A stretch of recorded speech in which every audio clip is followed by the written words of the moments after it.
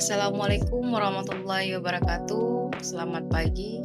Bertemu lagi dengan Ibu Guru Pendidikan Agama Islam. Eee, Baik, sebelumnya marilah kita bersyukur kepada Allah Subhanahu wa taala yang telah memberikan kita nikmat kesehatan sehingga pada pagi hari ini kita dapat bertemu muka dalam rangka proses pembelajaran dalam materi berkompetisi dalam kebaikan dan etos kerja. Namun sebelum memulai materi kita, maka alangkah lebih baiknya kita berserah diri kepada Allah Subhanahu wa taala dengan seraya membaca kalimat basmalah. Bismillahirrahmanirrahim. Tujuan pembelajaran kita pada hari ini yaitu pertama membaca dan menghafal Quran Surat Al-Maidah ayat 48 dan At-Taubah ayat 105 dengan tartil. Kedua, menganalisis makna dan kandungan ayat dan hadis tentang kompetisi dalam kebaikan dan etos kerja.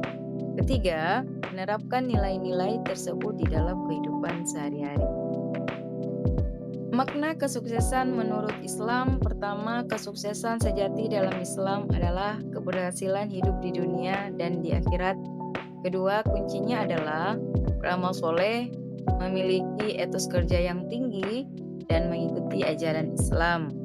Quran Surat Al-Maidah ayat 48 yang artinya, maka berlomba-lombalah dalam kebaikan. Ayat ini memerintahkan kita untuk berkompetisi dalam kebaikan, bukan dalam keburukan maupun kedengkian. Begitu juga ada makna penting Quran Surat Al-Maidah ayat 48. Yang pertama, Islam menjunjung tinggi semangat berprestasi dan kolaboratif. Kedua, kesuksesan bangsa dimulai dari individu yang tekun dan beretika. Selanjutnya, begitu juga arti dari Quran Surat At-Taubah ayat 105. Bekerjalah kamu, maka Allah, Rasul dan orang-orang mukmin akan melihat pekerjaanmu. Pesan utama dari Quran Surat At-Taubah ayat 105 ini, yang pertama, Allah memerintahkan kita untuk beramal soleh dan bekerja keras.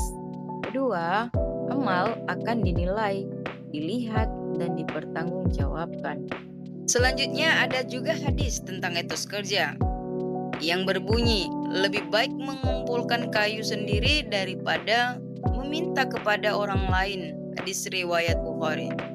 Nilai yang dapat kita ajarkan yaitu mandiri dan produktif lebih mulia daripada bergantung pada bantuan orang lain. Dan kedua, Islam menanamkan harga diri dan usaha mandiri. Anak-anak ibu sekalian, adapun perilaku fastabiqul khairat yang perlu kita implementasikan dalam kehidupan sehari-hari. Yang pertama, mulai dengan basmalah.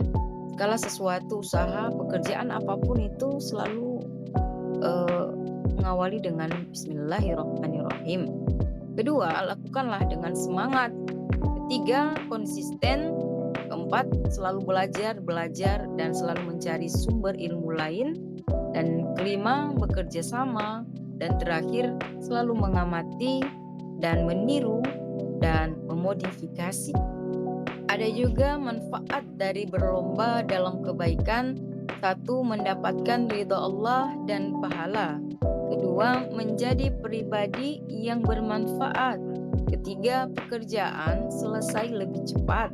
Keempat, termotivasi untuk menjadi lebih baik lagi. Kelima, meningkatkan disiplin dan tanggung jawab. Dan terakhir, mempererat hubungan dengan orang lain. Etos kerja seorang muslim. Tujuan bekerja menurut Islam, pertama meraih ridha Allah Subhanahu wa taala, kedua menghindari kemungkaran, ketiga beramal sosial, dan keempat menafkahi keluarga. Etos kerja bukan sekedar duniawi, tapi bagian dari ibadah. Ada beberapa hal cara meningkatkan etos kerja. Yang pertama, buat skala prioritas pekerjaanmu. Kedua, tingkatkan ilmu, keterampilan, dan semangat. Dan ketiga, berikan motivasi kepada sesama agar maju bersama. Alhamdulillah, materi telah Ibu sampaikan dan ada juga kesimpulan yang dapat kita ambil Yang pertama, berlomba-lomba dalam kebaikan dan bekerja keras adalah ajaran mulia Islam.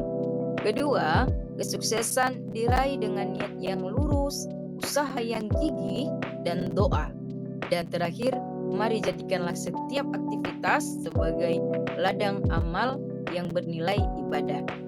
Baik anak-anak ibu sekalian, demikianlah materi kita pada hari ini. Dan ibu akhiri, Assalamualaikum warahmatullahi wabarakatuh.